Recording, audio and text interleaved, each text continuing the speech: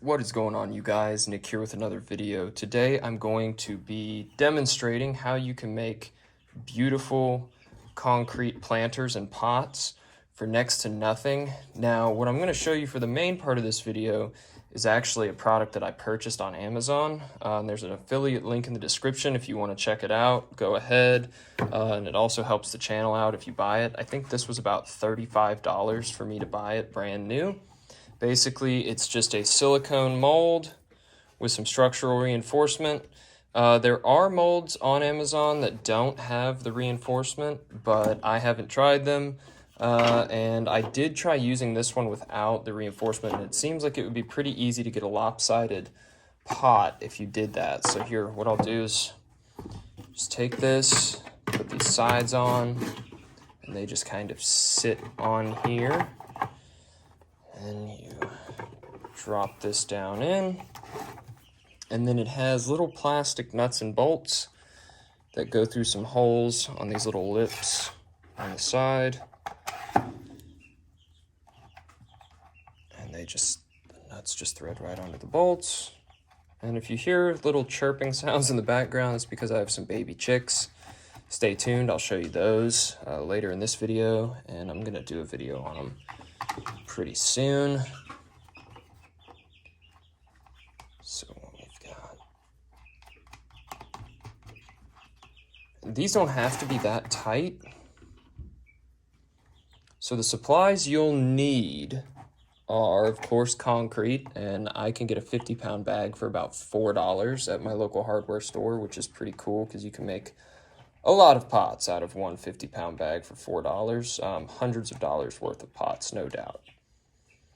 And this concrete takes around 7 days to set, but what I've found is after 2 or 3 days, you can actually remove it from the mold and then stick it in a bag, like a plastic bag, spritz it with a little water, stick it in the bag, and then you can leave it there to cure for the rest of the amount of time. Concrete doesn't actually dry out until it's finished curing. So people talk about, oh, the concrete needs to dry. It does not need to dry. It needs to cure.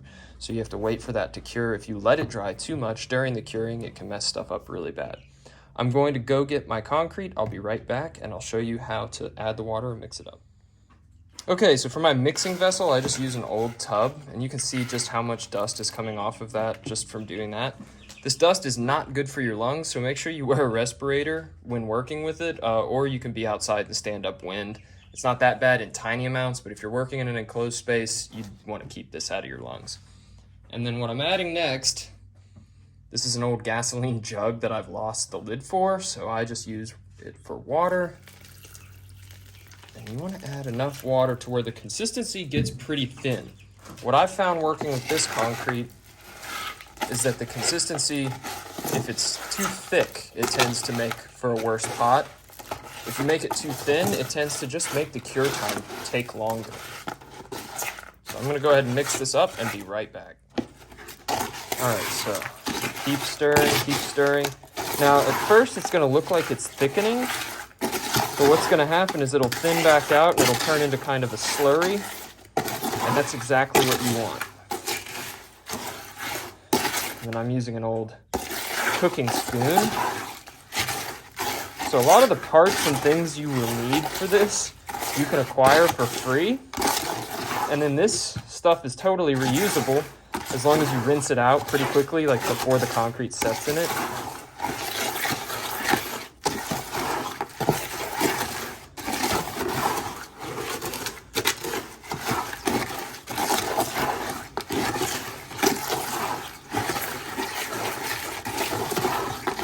Good deal. So you want it to look kind of like this. Be pretty thin, easily movable, but not so much that you have water sitting on top, and you just really want to make sure it's not too thick. If you get it a bit too thin, it's not a big deal. Like I said, it just makes your cure time take a bit longer. So here, I'll move this out of the way, and basically what we do is we just pour.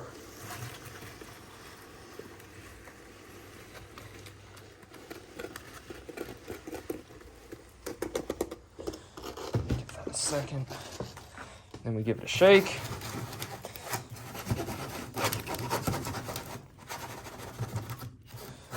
Looking good. sure we get it good and even throughout. And then at this point, to finish it, I'll just spoon it because you have more control with the spoon.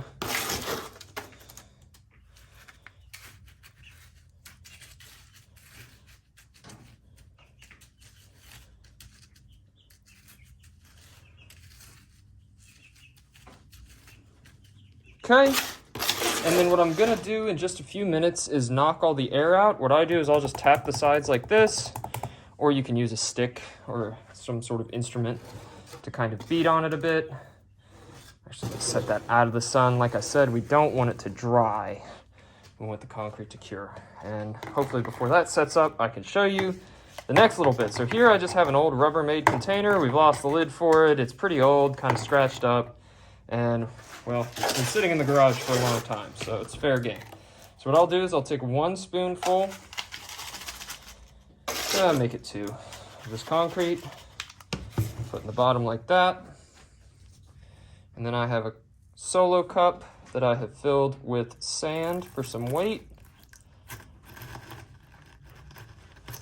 to sit in the middle of it. The tricky part with this is getting it level. And then going to get the rest of this concrete and make probably a very shallow sort of dish.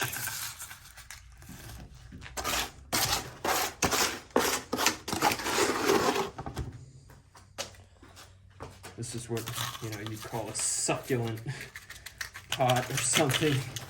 It's not going to be very tall. And you can see I spilled a little bit of sand. That's no big deal. Some people add sand to their concrete, so if you get a little bit in there, it's not a problem.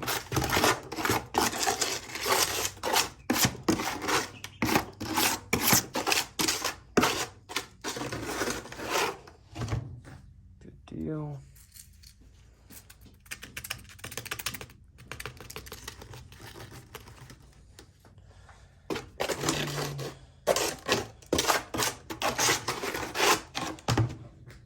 See, I'm kind of making a mess of my workbench here, but that's not a problem because once this stuff hardens, you can just scrape it off and then use it for like aggregate, or you can even chuck it in your garden.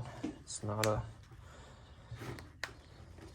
big deal. Okay, so that is as good as that's going to get. And you can see, even though this is totally filled with sand, it's pretty heavy. It's kind of having a hard time staying down in the bottom there. So what I'm going to do is add a little bit of water for some extra mass.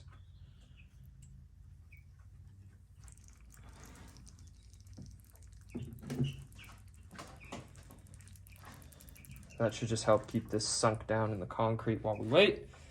And then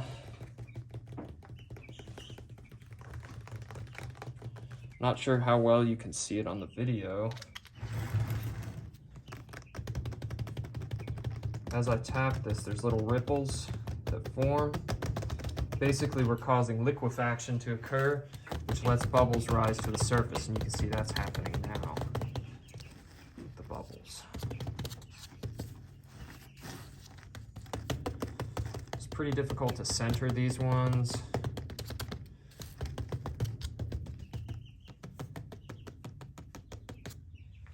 So you'll keep this centered.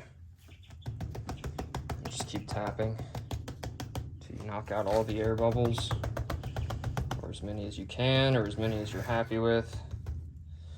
All right, that one is good. Move it over here to sit for a minute while I work on our big one. And I actually use blocks to tap on this.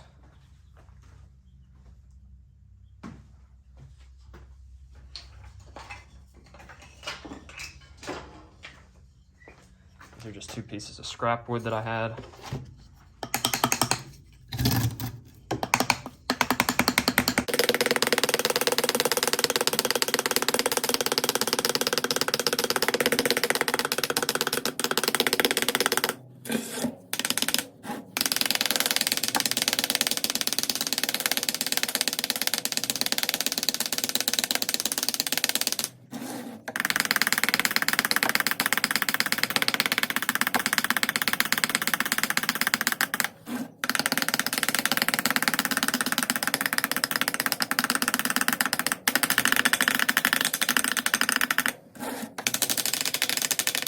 Okay, you can do that and then give it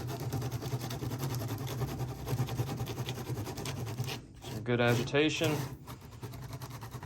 Okay, take the spoon and smooth out the bottom a little.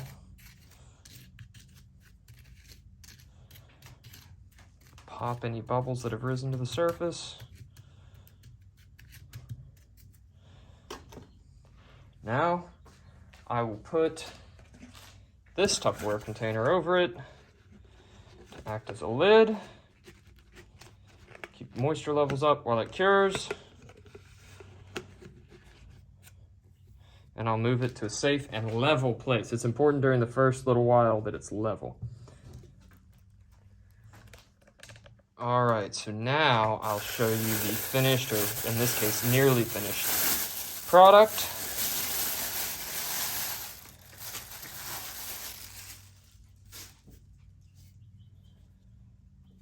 That's it right there.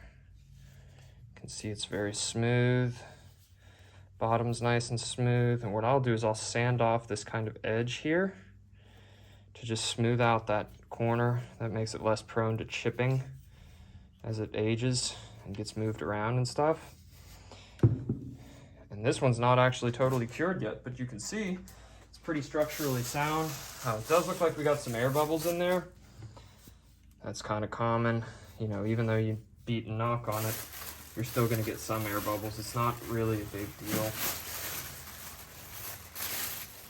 And then there's all kinds of pigments and paints available for these. Let's keep that one in there. Stay in its bag here for a few more days till it's done curing. But that's pretty much it. Again, I put a link in the description to the mold that I used. And I'll go ahead and link to spoons and tubs and stuff as well in case you need everything. But most of what you need you can find just lying around your house. Anyway, leave a like on this video if you liked what you saw. Comment down below with questions or suggestions, and I will see you in the next video.